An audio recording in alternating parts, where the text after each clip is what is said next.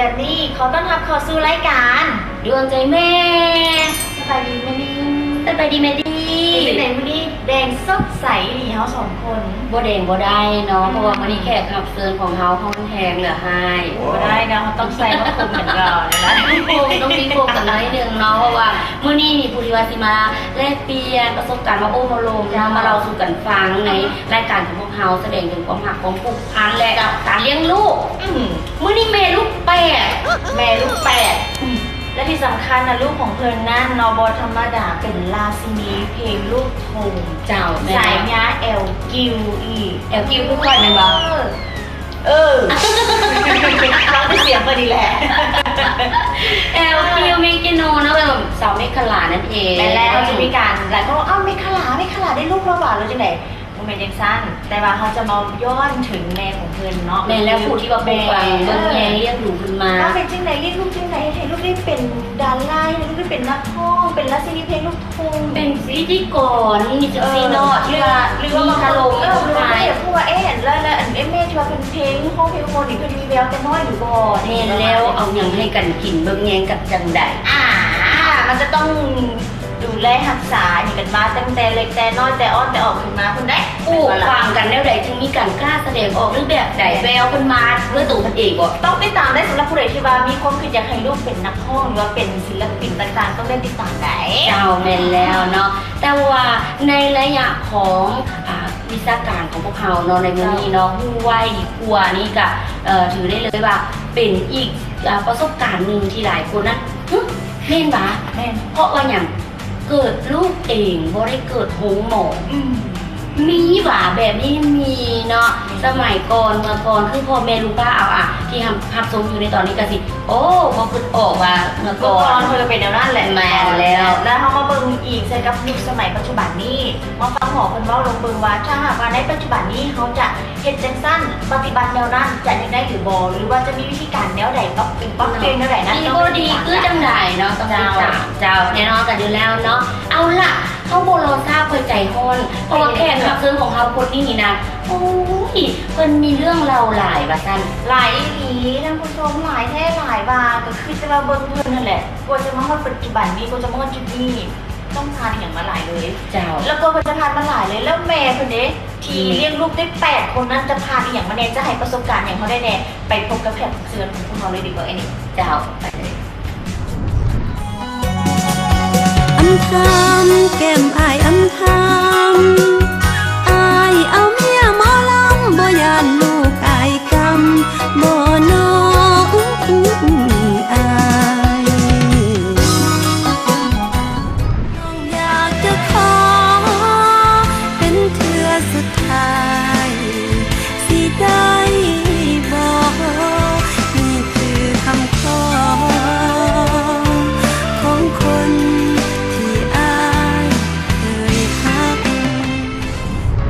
และตอนนี้เนาะอีกรูปแบบหนึ่งของแขกรับเชิญเขาเชิญมาแบบที่ว่ามีแขกรับเชิญที่ว่ามีลูกน้อยเนาะลูกในท้องจังสิแต่ว่าตอนนี้ลูกใหญ่แล้ว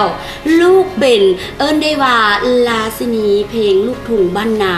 มีน้ำเสียงที่ว่าหลายคนนั่นฟังแล้วอ่อนซ้อนหลายเพราะว่าเพิ่นออกมาหลายอัลบั้มแล้ว และตอนนี้มันก็อยู่นำกันกับพวกเฮาก็มาพบกับเพิ่นกันเลยกับสาวแม่คลาสแถวเพิ่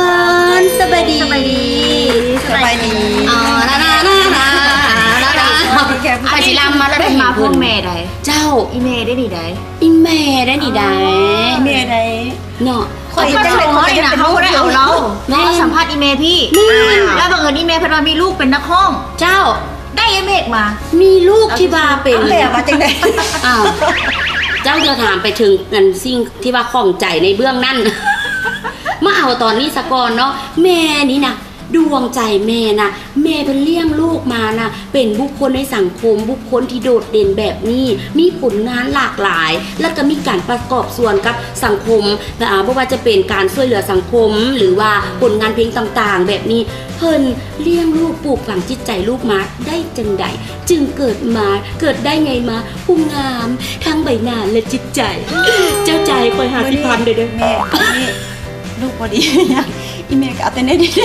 เสียไว้ก่อน เอามีนัดกันเนาะนี่เนอะ ๆเอาหน้าเอาตาลูกไว้ก่อน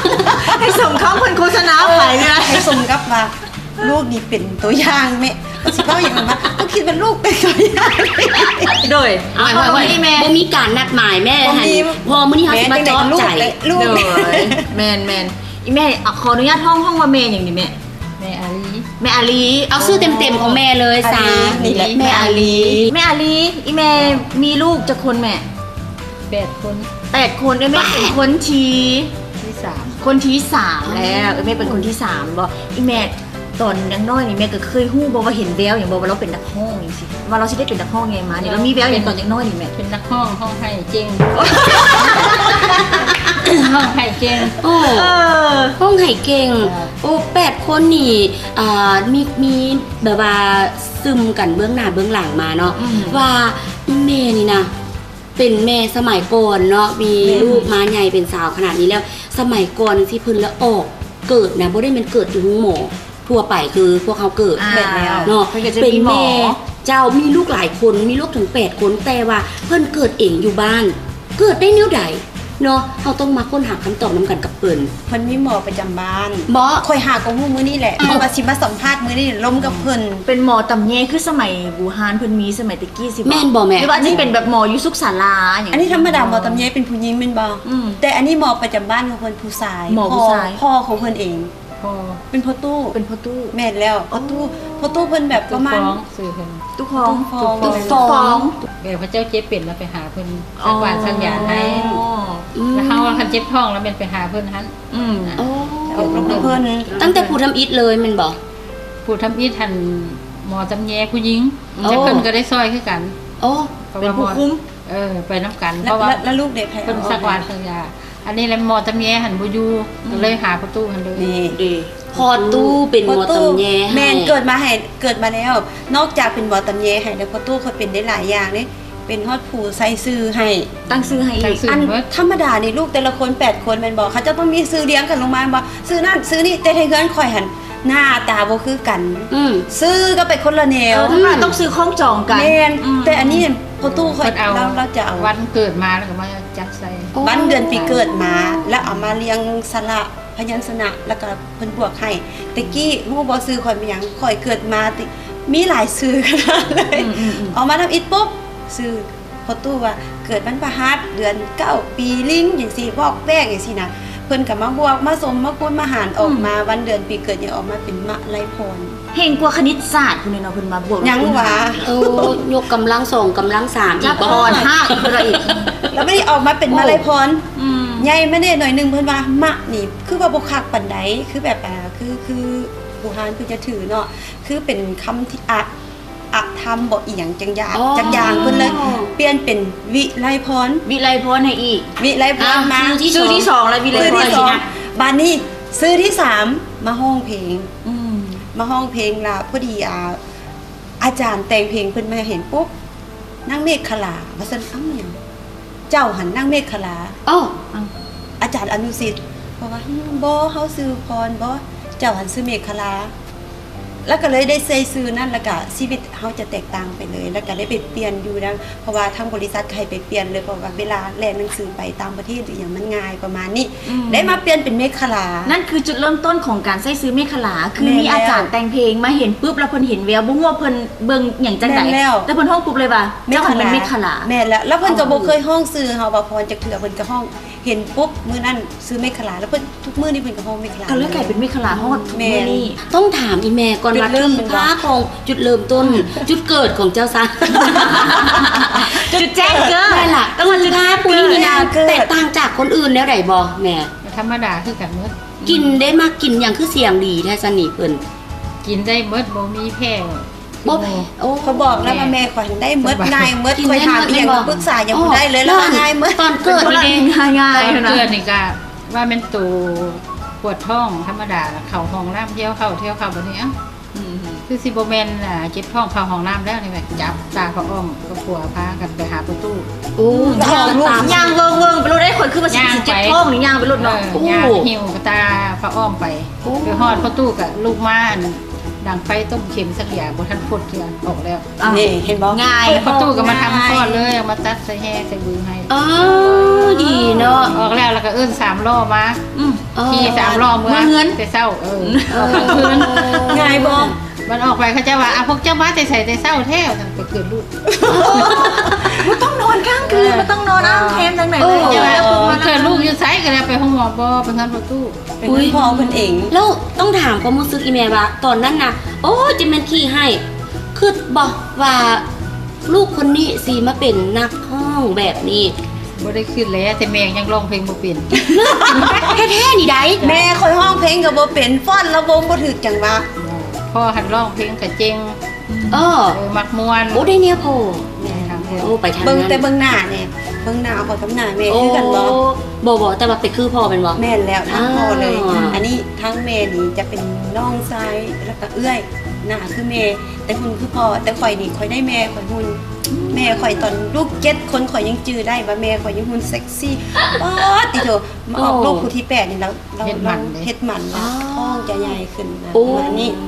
มาเห็นแววเพิ่นเป็นนักห้องตอนไหนแม่ ไว้เพิ่นเข้าโรงเรียนอยู่ทุ่งโป่งบ่แล้วเพิ่นก็ไปประกวดน้ำพระเจ้า โอ้ปักกุกวาดไป ผมตั้งแต่ประถมคุณเหรอ บ่ อยู่ ทุ่ง ฮ่อง โป่ ก ง ง หันเป็น มอปลาย แล้ว มอปลายแล้วแต่ว่ามาห้องเพลงหันเพิ่นบ่ฮู้ดอกห้องเล่นไปเฮาถูกเนาะอยู่ข้างบ้านอยู่ปากหลายเห็นเพิ่นมีเทปเปิดอันฟังเพลงอหย่างประมาณนี้ไปยืนฟังเพลงแล้วก็เฮียนห้องนั้นแบบนั้นแต่ว่าบ่ฮู้แววตัวเอง แล้วก็แม่อาจจะมักว่าเฮามักเป็นนักท่องเที่ยวมีบุญใส่เฮาไปเฮามักฟังเคยถามแม่ค่อย ว่า มื้อนี้ได้ถามเป็นทางการตอนสิมา เจ้า แม่อันลูกอาจจะเฮ็ดให้แม่เสียใจหลายๆอย่างและอยากถามแม่เลยมีอย่างใดบ่แพงสุดๆแม่ว่า เสียใจสุดๆกับ อี เพิ่น แม่ว่าจังไดแม่เว้า แม่นหยัง เมื่อเช้านี่ว่าจังได บ่มีเพราะว่าหลายคนละเขาก็บ่ใส่ใจนะมีแต่ว่าเฮ็ดผิดมาอะไรแม่นตีบ่ทันก็มามุกอะไรก็แม่นตีบ่แม่นที่ว่าใจดีแล้วบ่ตีตี โอ้ แต่ค่อยมีเรื่องหนึงที่แบบค่อยรู้สึกว่า เขาหลายคนแน่เนาะเขาบ่ได้จื้อนะเขา อ่ะ แม่ค่อยแล้วอาจจะบ่จื้อนะแต่มีอย่างหนึงที่ค่อยเชื่อว่าค่อยคือสิเฮ็ดให้แม่ค่อยเสียใจหลายก็คือแบบค่อยเคยเว้าให้แม่ค่อยว่าเจ้าฮักลูกบ่เท่ากัน โอ้ เขาเคยเบ้าแล้วแบบเราไปไห้แล้วอย่างหนีเลยนะซุมือนี้คอยจะมาเกิดว่าลูกหลายคนละ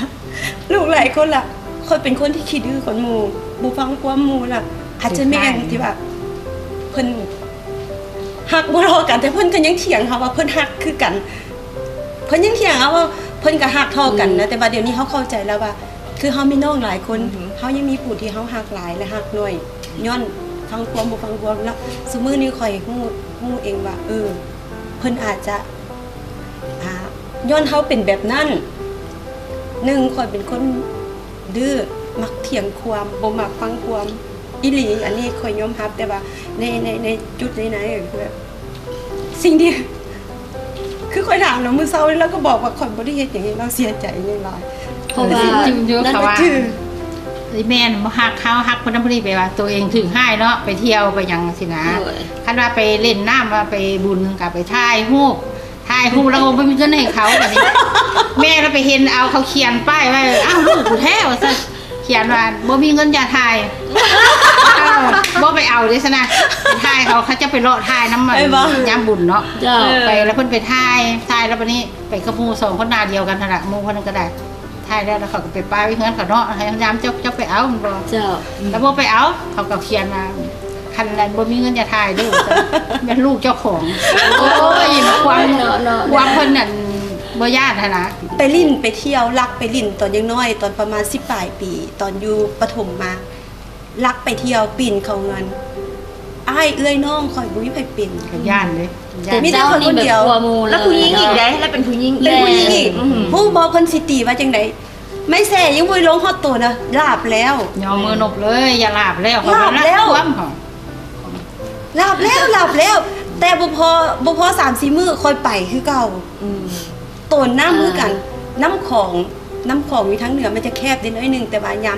ามที่ว่ายามฝนน้ำแดงๆค่ะนะ น้ำนอง แม่นละค่อยลอยข้ามยังไง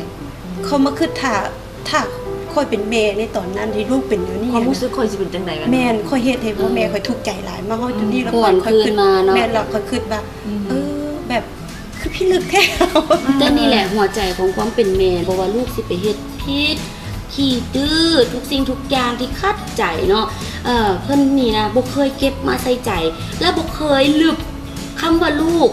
ออกไปจากหัวใจเนาะถึงว่าจะเป็นคนที่เท่าใดก็ตาม ทุกคนเป็นลูกหมดคือแม่กะลาเคยเข้าใจว่าฮักลูกบ่เท่ากัน แต่บ่แม่นเลยเนาะแม่นบ่แม่เคยมีคำนั้นในหัวใจอยู่อะคำว่าฮักลูกบ่เท่า ถ้า กัน คุณนั้นหลายก่อนจังซี่นี่ ตอนเขาเอาทันทีก็เสียใจอยู่แต่เดี๋ยวนี้ค่ะ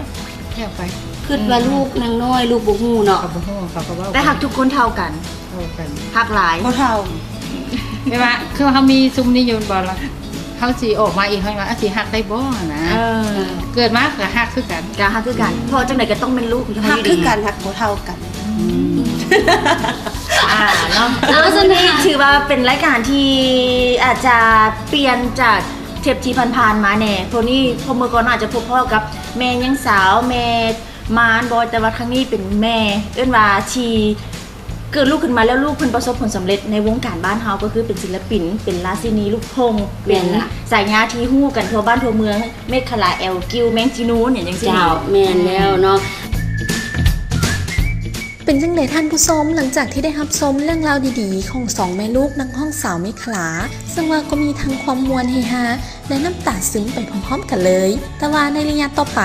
พวกเราก็ยังจะมีสาระดีๆความรู้ที่ท่านหมอภูมิดีเพิ่นจะมาให้คำแนะนำซึ่งว่าจะเป็นเมื่อใดนั้นไปติดตามรับชมพร้อมกันเลยในระยะต่อไป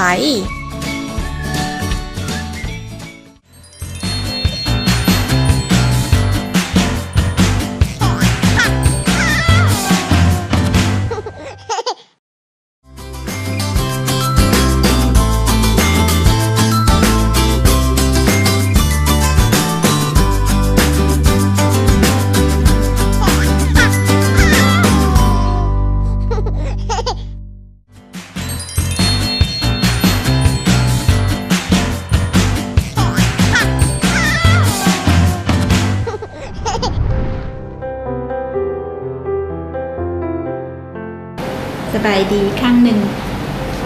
มื้อนี้เรามาพบกันอีกครั้งหนึ่งเนาะเกี่ยวกับการตอบคำถามความข้องใจให้บรรดาแม่ทั้งหลายที่ว่าที่ค้าใจที่อยากได้ความรู้เพื่อจะไปนำใช้ชีวิตจริง กินน้ำหวานเลี้ยงหลายนี่จะเป็นอย่างบ่กินน้ำหวานหลายนี่นะเด็กน้อยเป็นเบาหวานได้เด้อต้องได้ระวังนี่เด้ออันตรายกับตัวเขาเจ้าเด้กินแล้วมันตุ้ยออกมาเป็นอุปุกอยู่เห็นปะเขามองข้ามตัวนี้เนาะเพราะฉะนั้นเขาต้องเบิ่งดังนั้นเนี่ยจึงค่อยเป็นยังเพิ่นจะค่อยว่ามีหมอเด็กเพิ่นจะคำนวณอันนั้นแคลอรี่จะคำนวณพลังงานความเหมาะสมให้กับเด็กว่าเด็กต้องกินจังซี่เห็นบ่อาหารครบอาหมู่อาหารเหล่านี้มันเหมาะสมกับอายุวัยนี้สำนี้บ่นะดังนั้นถามว่าน้ำตาลกินได้บ่น้ำหวานกินได้บ่กินได้แต่ให้มันพอประมาณเนาะ นมก็ให้แนะนำให้กินนมจืดแต่ว่าเด็กน้อยบางคนเขาเจ้าก็มักนมหวานเห็นบ่ในเมื่อเขาเจ้ากินนมหวานแล้วในอาหารให้เป็นเน้นเป็นอาหารการกินดีก่อนเฮาบ่ต้องเสริมหยังให้เขาเจ้าบางเทื่อพ่อแม่หั่นย่านแต่ลูกหิวย่านแต่ลูกบ่พอคือว่าลูกบ่อิ่มหั่นนะเดี๋ยวก็เอาน้ำแดงให้เดี๋ยวก็เอาเป๊ปซี่ให้เดี๋ยวก็เสริมมันน้ำหมักไหม้เพื่อยังให้ลูกมีพลังงานแต่ทุกมื้อนี้บรรดาทานที่ให้ลูกไปหั่นนะเวลาที่ว่าทานให้ลูกกิน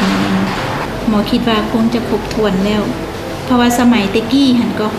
เป็นยังเด็กน้อยที่ว่าเขาเจ้าอยู่แถวอันนั้นอยู่ไกลเขาเจ้าทุกข์เขาเจ้ายากลูกเขาขึ้นมาตุ้ยแท้ให้ทานสังเกต1เขาเจ้ากินข้าวและอยู่ในข้าวมันมีน้ำตาลเห็นบ่มันมีธาตุแป้งครบเลยเด้อย่างของหวานเขาจะปิ้งปลาปิ้งซีนหมูหรือว่าเฮ็ดเอาซีนหมูขั่วพักนี่คืออาหารครบ5หมู่ให้กับเด็กน้อยผู้นั้นแล้วเขาจะดูดนมแม่โจ๊กเห็นบ่นี่ก็คือให้เขาตุ้ยแล้วถามว่าเด็กน้อยที่อยู่เวียงจันทน์หรือว่าอยู่ในเมืองในตัวเมืองทั้งหลายนี่เฮ็ดได้บ่ได้คือกันเพียงแต่ว่าอยู่ในตัวเมืองนี่เขาจะมีหลากหลายมีหลายอย่างให้เขาเลือกเห็นบ่มีทั้งขนมคัพแคปมีทั้งมีอย่างต่างๆมีทั้งน้ำส้มน้ำหวานน้ำเป๊ปซี่จังซี่หั่นนะดังนั้นจึงค่อยว่าให้ทานเลือกแล้วก็ให้ทานอ่านเบิ่งดีๆอยู่ในข้างกล่องหั่นนะเพื่อว่าหยังสรรหาทุกคนก็อยากให้หาแต่สิ่งที่ดีๆให้ลูกแต่ว่าบางเทื่อดีเกินไปหลายมันก็เกินเหตุให้กับลูกของเราเนาะดังนั้นข้าพเจ้าก็คิดว่าสิขอฝากไว้แต่เท่านี้แหละเนาะมื้อนี้นะถือได้ว่ามื้อนี้เขาก็ได้มาหัดฮู้เนาะได้เรียนฮู้หรือว่าแลกเปลี่ยนประสบการณ์กันกับเพิ่นท่านผู้ชมทางบ้านที่กำลังรับชมก็คือกันเนาะก่อนที่ว่าจะเลี้ยงลูกได้ใหญ่มาซำนี้หรือบางคนมีลูกที่ว่าใหญ่กว่านี้ไปแล้วก็คือออกบ้านออกเรือนมีไผมีเขยกันตื่มแต่จังใดก็ตามแต่ถึงลูกเฮาสิออกเรือนไปแต่งงานมีลูกมีหลานต่อแต่ว่าก็ยังเป็นลูกอยู่คือเก่าเนาะฉะนั้นก็ต้องขอขอบอกขอบใจกับเมฆลาและก็แม่เนาะที่ว่ามาแม่อาลี แม่อาลี จะมาในมื้อนี้เนาะพวกเขาก็ยังคงมีกิฟต์เซตมอบให้จากแข่งกับเซตของพวกเขาเช่นเดียวกันแม่แล้วเนาะก็คือกิฟต์เซตของพวกเราจากมิสทีนลาวก้าวหน้านั่นเองเนาะให้มิคลาได้ไปไส้ให้เป่งปัง ทุกเวที แสดงตลอดพร้อมด้วยดอกไม้งามๆจากทางในวันเช่นเดียวกันพวกเขามีมอบให้เช่นเดียวกันเนาะเนาะอันนี้ก็คือมอบให้แม่เด้อดอกไม้งามๆโดยขอส่งแขกรับเชิญของพวกเขากันสักก่อนขอบใจอีกครั้งนึงขอบใจหลายๆขอบใจทุกท่านเจ้า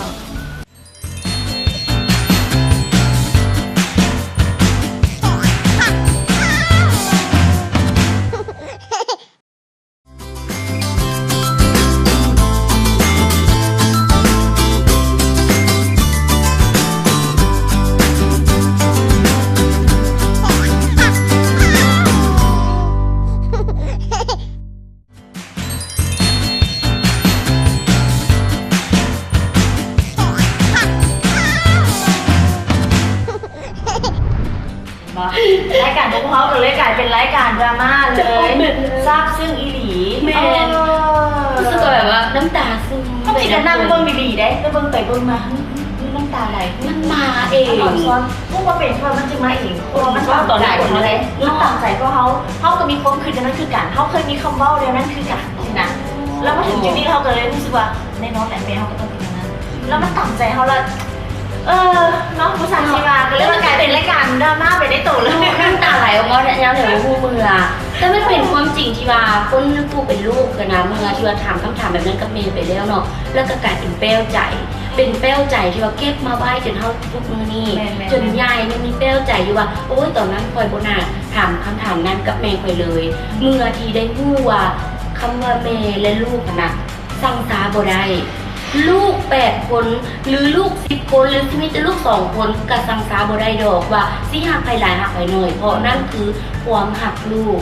ทั้งหมดทั้งมวลเป็นดวงใจของแม่แล้วก็คือได้ผู้ได้เห็นได้แลกเปลี่ยนกันไปแม่เป้าใครอีกแม่มุมมองที่เขาเล่ากันมาเลย1มุมที่พวกเขาใหม่ทุกคนน่าได้รับชมกันมาซะแล้วเนาะในตอนนี้พร้อมแล้วหรือยังเด็ดน้ำตาแล้วก็มาท่านเก็บแล้วหรือยังพอยิ้มของทานพร้อมหรือยังพร้อมแล้ว1 2 3ยิ้มน้อยยิ้มไง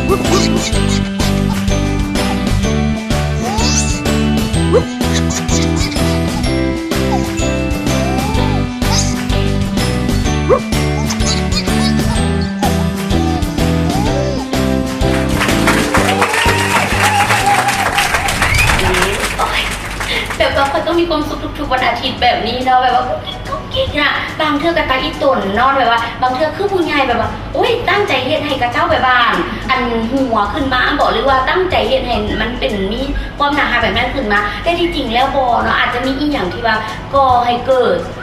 เหตุการณ์แบบนั้นแล้วผู้ใหญ่ก็เลยลองอีกเบิ่งดู ก็เป็นในนั้น เนาะบางเทื่อแบบบางคนต้องดูซื่อๆหัว ได้เลยก็มีเพิ่นมาเด็กน้อยนี่เพิ่นให้เดียงสาอีหลีได้แต่ว่าจริงๆมาแล้วอย่าลืมเลยนะคะว่าท่านผู้ชมที่ทางบ้านที่มีการอัดคลิปหรือว่าลูกๆหลานๆที่เป็นนะฮักเบิ่งแล้วแบบโอ้ยยิ้มได้ก็อย่าลืมมาแบ่งปันของยิ้มให้กับรายการของพวกเราได้ส่งมาพวกเราได้เลยเพราะรายการของพวกเราก็มีเพจเองบ่ ได้แล้วแชร์กันเข้ามาเนาะเข้ามาหาของพวกเราเลยที่เพจของพวกเราดวงใจแม่เนาะพิมพ์ภาษาลาวนี่ก็ไปโหลดรายการดวงใจแม่เนาะพิมพ์เข้ามาดวงใจแม่ปุ๊บจังซี่เข้าไปเห็นปั๊บมีเพจของพวกเรา2 คนหน้ายังไงแบบนี้เนาะแชร์เลยแอดคลิปเข้าไปเนาะของลูกหลานของทานแล้วมื้อนึงสิมีข่าวดีมาบอกว่าแม่ของผ่านเลยนั้นคลิปของไปเอาชนะใจกรรมการได้ประมาณนี้มวนซื่นมีความสุขกันอีหลีเลยสำหรับอาทิตย์นี้เนาะครบทุกรถเลยกับรายการของพวกเขา เต็มที่ เล เลย กับทางรายการของพวกเขาครบถ้วน ก็ต้องให้ขอขอบใจเนาะกับทางผู้ชมนั่นแหละให้เกียรติที่ตามรับชมแล้วก็ที่ชมกันเข้ามาได้เด้อโทรศัพท์กันเข้ามาได้ทางเบอร์โทรที่ขึ้นทางหน้าจอในตอนนี้หรือว่าจะเข้าไปเม่นอยู่ที่เพจของเขาอยากให้เฮ็ดจังซั่นจังซี่ดีบอลซีนสามารถ หรือเห็นหน้าพวกเขาอุ้ยรายการจะมาเห็นจะสิได้เนาะเอามาทักมาทายโลดแล้วโบเป็นอย่างเด้อโบได้คิดคุยจ้าหน่อยจากดีเลยล่ะมาวันนี้ก็ต้องขอบใจนะรับสถานที่การถ่ายทำของพวกเราอลังการงานสร้างแบบนี้เนาะโอ้ยงดงามหลายเนาะเบิ่งแล้วสบายตาเป็นตะเทิงตะเกียงอันนี้ก็คือต้องขอบใจกับรัศมีเดอะพลาซ่าเวียงจันทน์นั่นเองเจ้าเนาะสถานที่กว้างของโอโถงท่านไหนที่ว่าสนใจอยากจะมาจัดสัมมนามาจองประชุมต่างๆสามารถมาได้เนาะแต่ว่าสถานที่ที่งดงามแล้วเฉพาะเรื่องอาหารนี่รสชาติก็เป็นห้องก็เป็น2หลายอย่างเลยเนาะต้องมาสัมผัสด้วยตัวของทานเองและที่ขาดบ่ได้ขอเข้าใจกับผลิตภัณฑ์มิสทีนขอเข้าใจบริษัทมิสทีนลาวก้าวหน้าจำกัดนั่นแหละเนาะที่ได้มอบกิฟต์เซตงามๆให้กับแขกรับเชิญของพวกเราให้ทุกท่านนั้นได้มีความงามที่สำคัญสำหรับบริษัทดังกล่าวนี้ก็เป็นผู้นำเข้าผลิตภัณฑ์มิสทีนเจ้าเดียวเจ้าทับอิฐแห่งเดียวในลาวเนาะนอกจากนี้ก็ต้องขอขอบใจกับความสดชื่นสดใสกับดอกไม้งามๆของท่านเอื้อยวันนั่นเองเพิ่นจัดดอกไม้ให้นาหากหลายให้กับแขกรับเชิญของเราในแต่ละอาทิตย์เนาะยังพอน้องเสื้อผ้างามๆแบบนี้จากฮันเมคอัพเด้อต้องซื้อซ้ำหากันได้เนาะที่ตลาดสลิดนั่นเองบอกว่าเบิ่งจากรายการที่น้องเสื้อผ้าเจ้างามๆเด็กได้โมดนี่เด้อยากได้โมดนี่เด้ใส่โลดราคาเป็นกันเองเนาะของฮันเมคอัพเด้อเบอร์โทรทางหน้าจอและนอกจากนี้ก็ยังต้องขอขอบใจนอกจากเสื้อผ้าแต่มีหน้าผมแบบนี้จากห้างสั้นเสริมสวยหรือว่าสั้นบิวตี้โทรไปหาเพิ่นได้น้องสั้นสีมือดีบ่ต้องรอทาดนรับประกันแน่นอนอันนี้แม่นแล้วเนาะสำหรับอาทิตย์นี้น้องฟังกันไม่ตื่นน้ำพิธารายการเด็กก็เหมือนผ้าขาวเด้อยังให้เขาเป็นแนวใดผู้ใหญ่นั่นแหละจะเป็นคนแต้มสีให้เขาเนาะเพราะทำไมอาทิตย์หน้าจะมีอย่างมาฝากตอนกันต้องไปติดตามสำหรับมื้อนี้สบายดี